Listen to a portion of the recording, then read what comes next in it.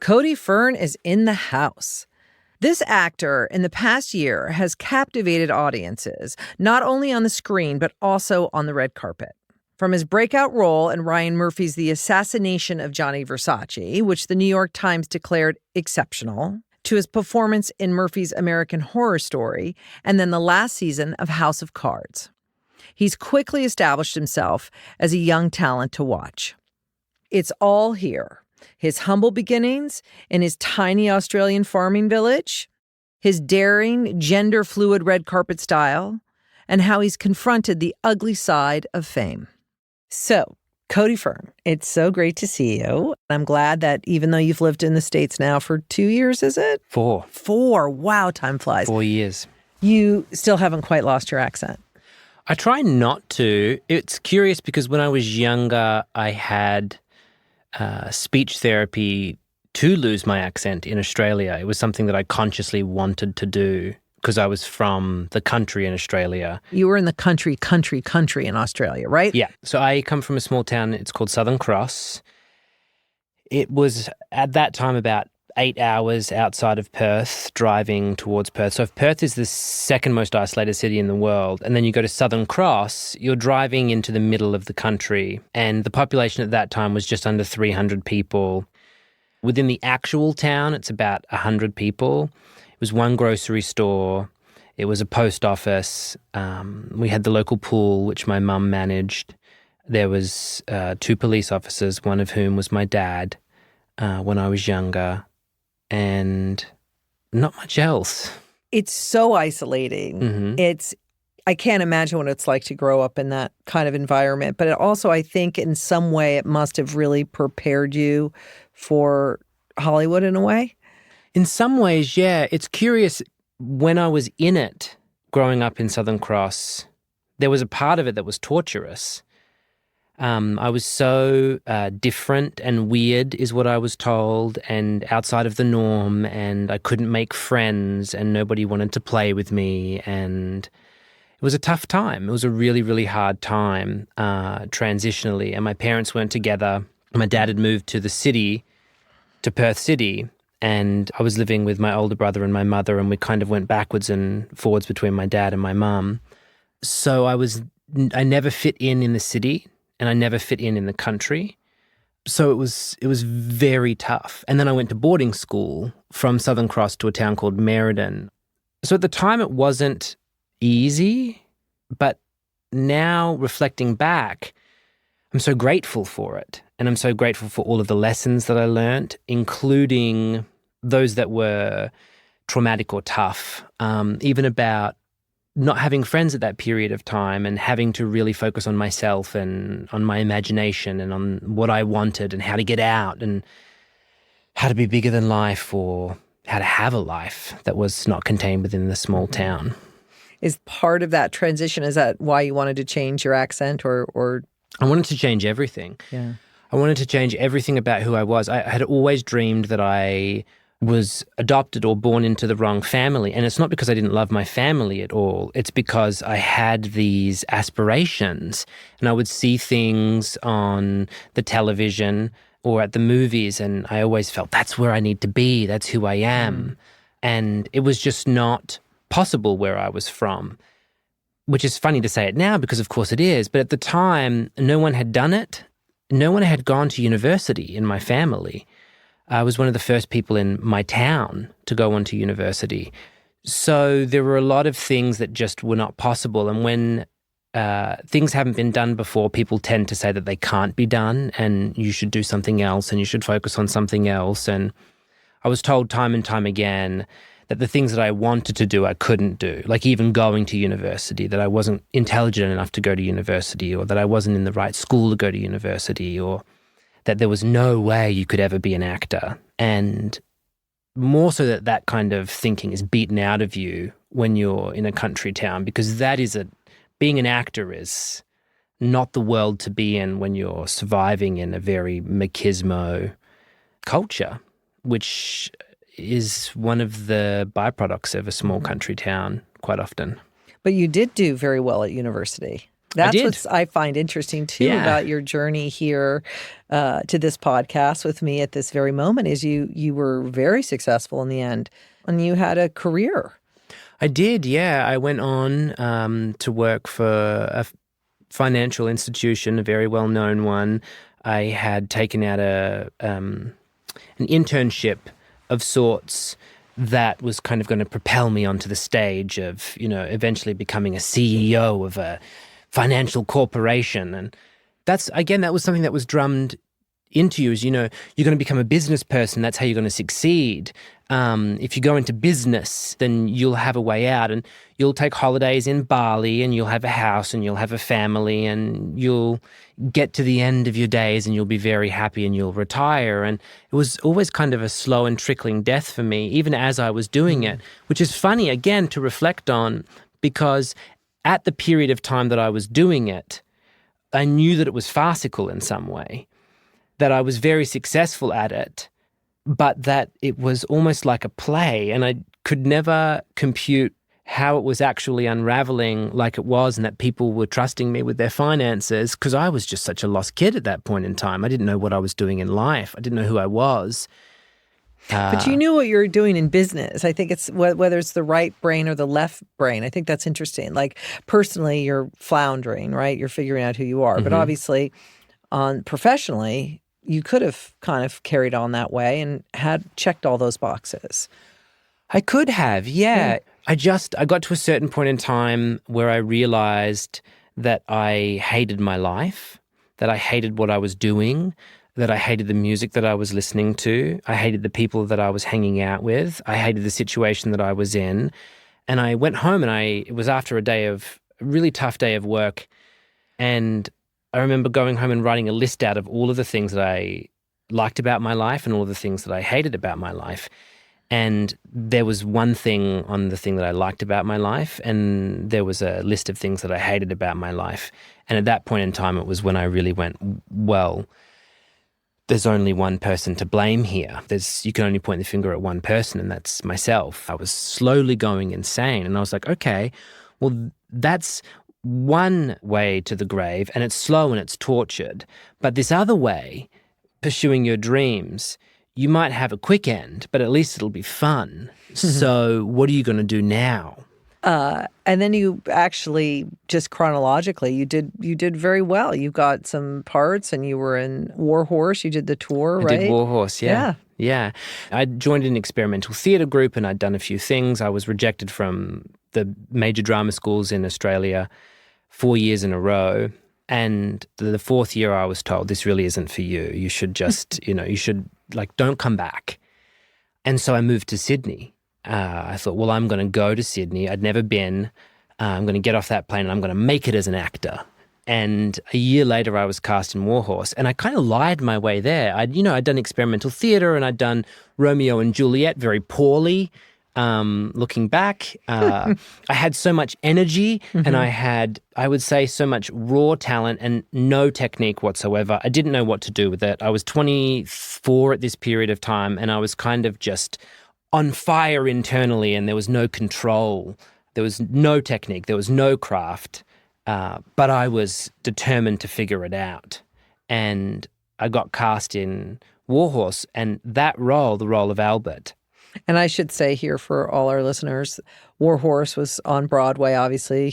It traveled, huge play, and Steven Spielberg then went to make it into a movie. Yeah. It was a phenomenon. And they upped it in Australia, which was really funny. There were 1,000 audience members in the UK, and they upped it to 2,000 per night in Australia. And that was really my school. That was where I was really learning how to be an actor 8 shows a week. And that gave me the confidence to continue. Yeah. Incredible. And then we get you here in America. And I was looking at these quotes where you had said how you told some journalist that you're going to do TV only if it's either House of Cards or with Ryan Murphy. That's right. That's and right. I love the youthful arrogance of that because it's just fun to say. And obviously both are great, I can understand why someone would want to do either of those. But then you end up doing both in very quick succession. With very different results. Mm-hmm. Yeah, it's a funny thing, life. It's a funny thing because I knew that. I knew that that's what if I was going to work in TV, that's who I wanted to be working with. And at that point in time, it seems like an arrogance, but what it really was, I had done this other thing in life, business, and I'd pursued this other career, and I knew what I didn't want to do anymore. And what I didn't want to do were things that were going to detract from my soul or take away.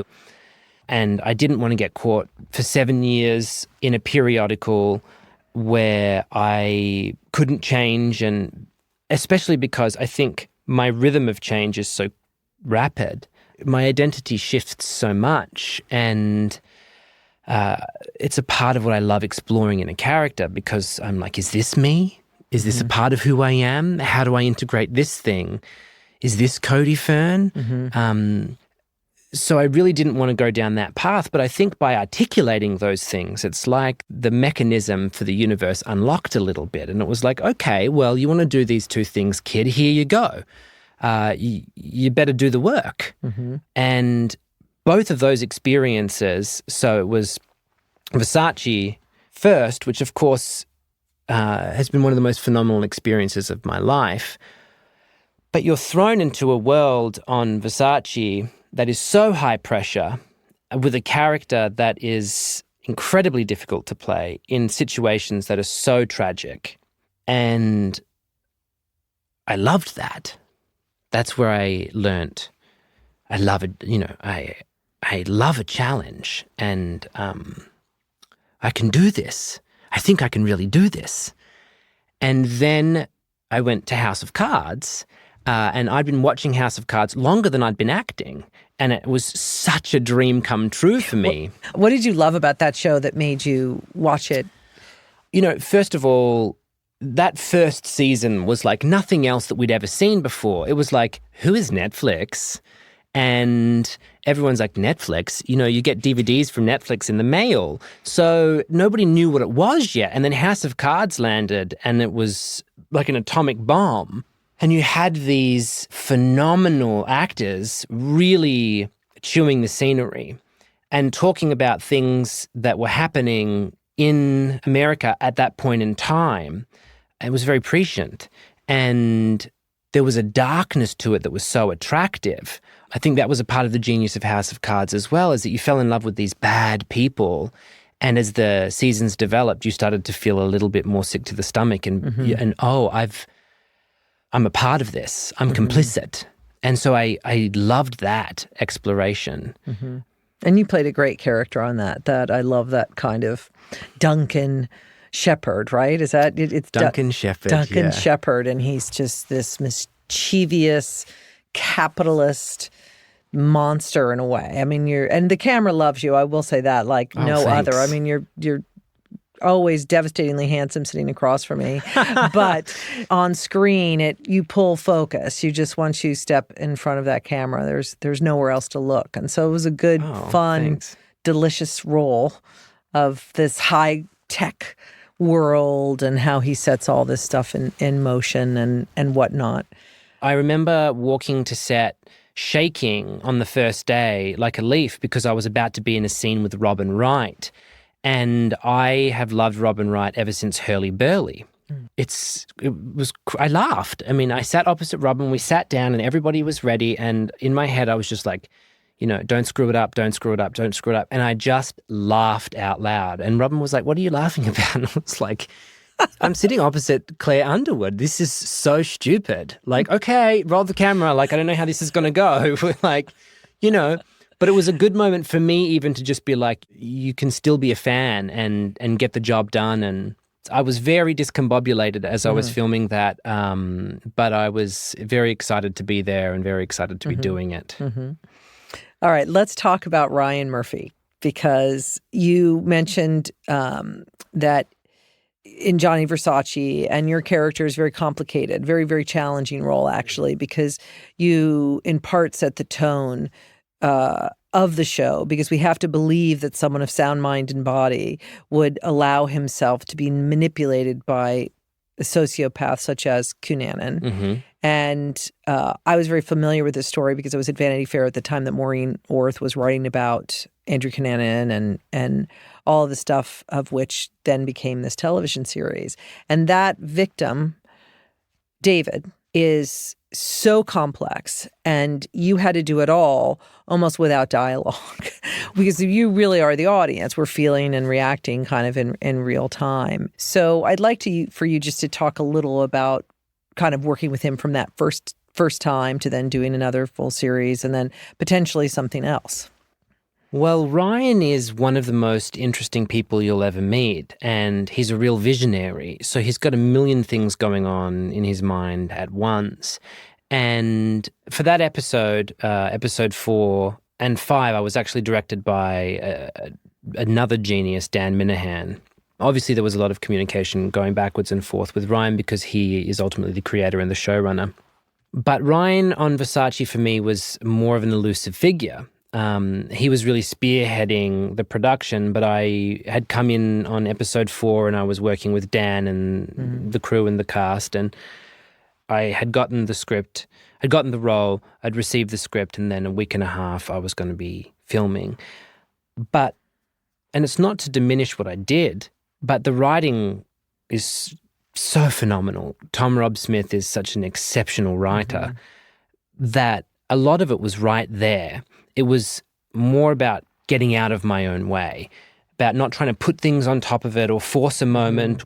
And I think what really helped with that was that when we first see David, we're seeing him essentially at the most traumatic period of his life. So when his entire self-conception falls away, his best friend has just been murdered in his apartment. He's never experienced anything like this, and now he's fearing for his life, with the awareness that he's probably going to be killed. And he's harboring what he sees as a dark secret in being gay. Obviously, his friends and whatnot know at that time, but he's dealing with gay shame. So it was, for me, about really working with Darren and working with Dan and going as deep as I possibly could. And it was very meaningful at that period of time for me, especially because I was just about to, well, not give it up, but I was leaving acting because I was a bit too heartbroken by what was not happening for me at that period of time. So it all happened by osmosis and at the perfect time. That audition, I had flown back from London because I was working on a script that I was going to direct, and I flew back because it was a Ryan Murphy role. And I was told at the time, you're probably too young for this and you probably don't have the right look. And I said, I just want to be in the room for that.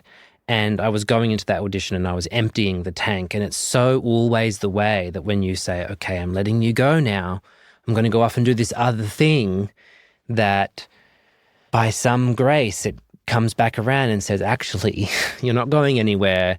You're going to be playing David Madsen, and then things are going to be a little bit different for you from now on, kid.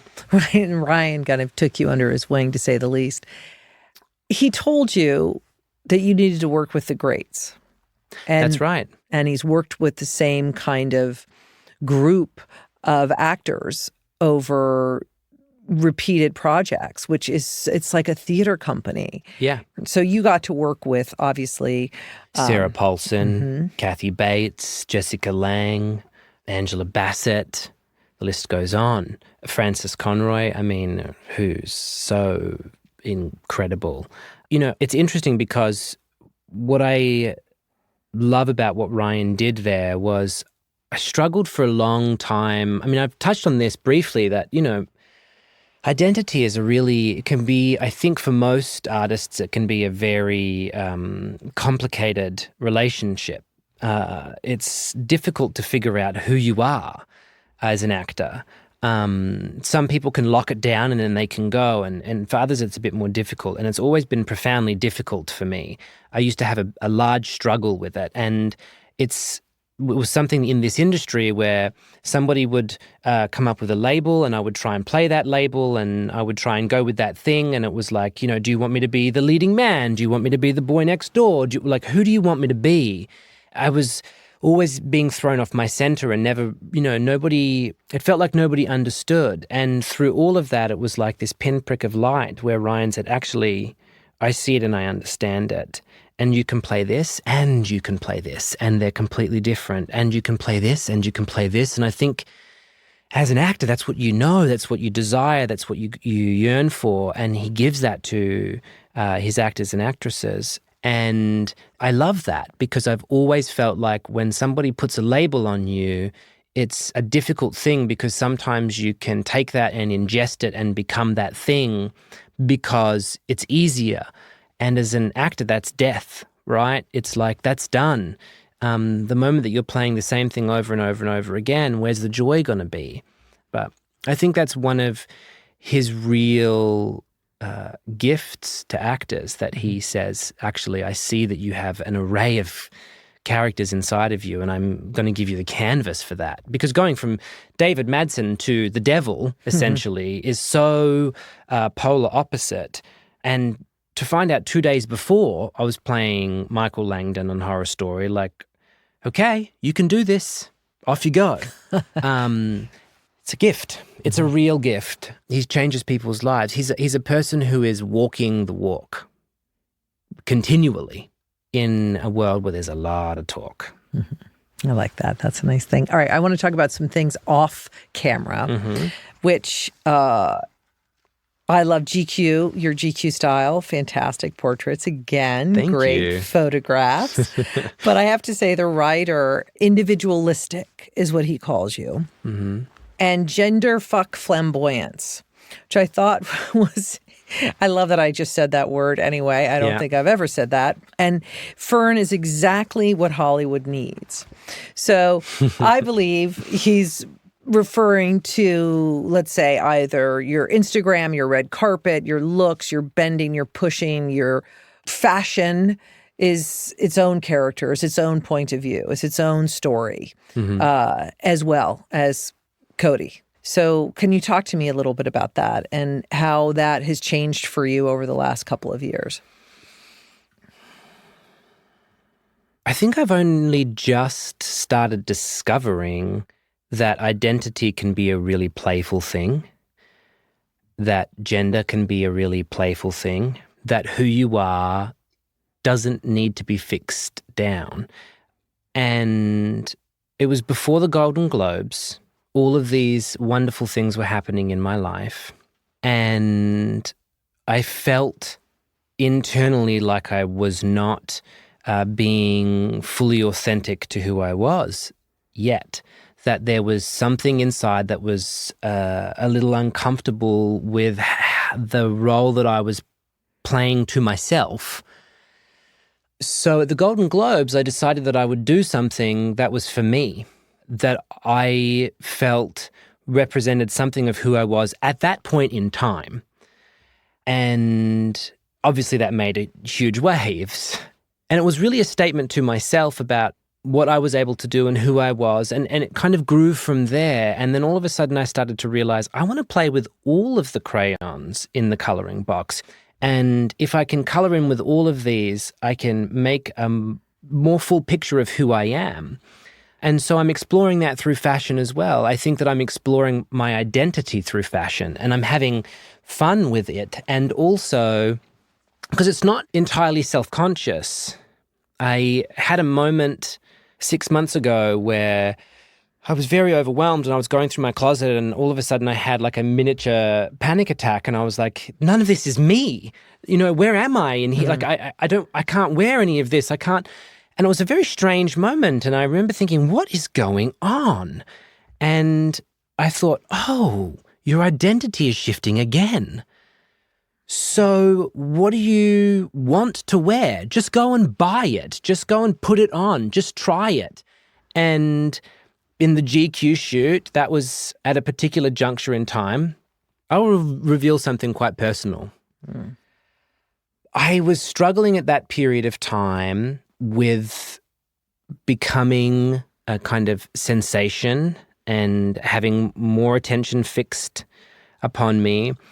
And it was uncomfortable at first, and I didn't know quite how to be in the world because it felt quite fraudulent. It was like, well, who am I?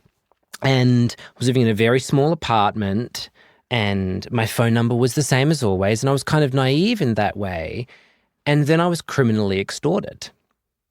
Somebody hacked into my computer and into my phone and into my bank, and they essentially came with a threat of, we're going to destroy your life if you don't provide pictures and videos of you in compromising situations. And of course, that was something that I was never going to do. But it was something that was so shocking to me that this was happening. I felt so violated and so frightened. They had my address. They had my bank details. They had what was conceivably my identity. Mm-hmm. And it was right before the GQ shoot. And I thought, well, fuck you. I haven't owned everything about myself yet. That's what I'm going to take from this. You're not going to win. I am going to take everything that you were trying to turn against me, and I'm going to embody it for myself. So the GQ shoot came along, and I thought, you're going to go after my sex? Mm-hmm. Well, I better find a way to own that real quick. And that was the GQ shoot for me, where I was really feeling that. And I leaned into that. And it was mine. And so I didn't need to fear that this person could destroy my life or could do anything to my life, because it's mine, actually. You don't own anything about it. Just because you have, my bank details and my family's bank details, I'll show you, buddy.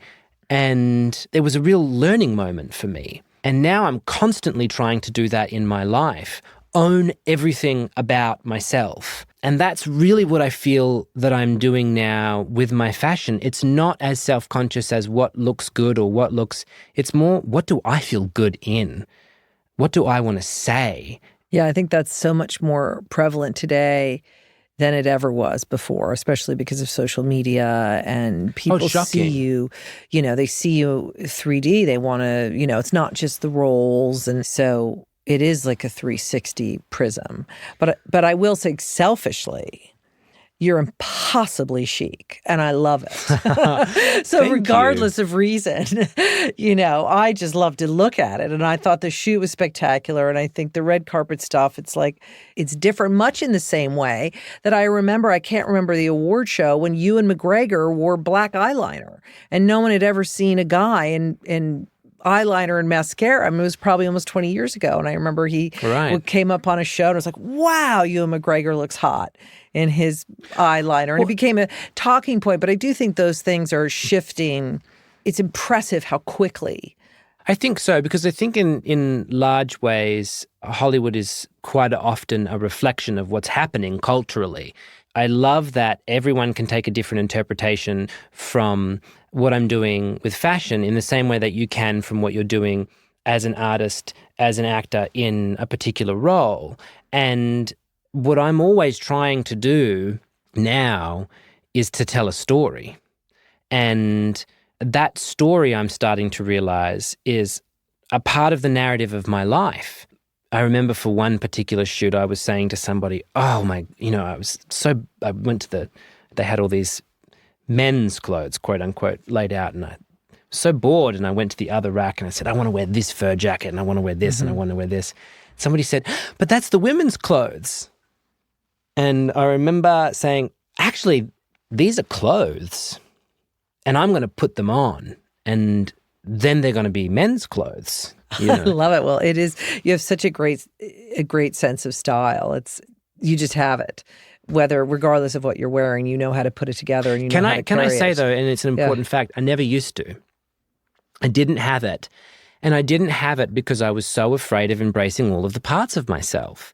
And it's really been a discovery in the past 2 years that integrate all of the parts of yourself and not just the good ones.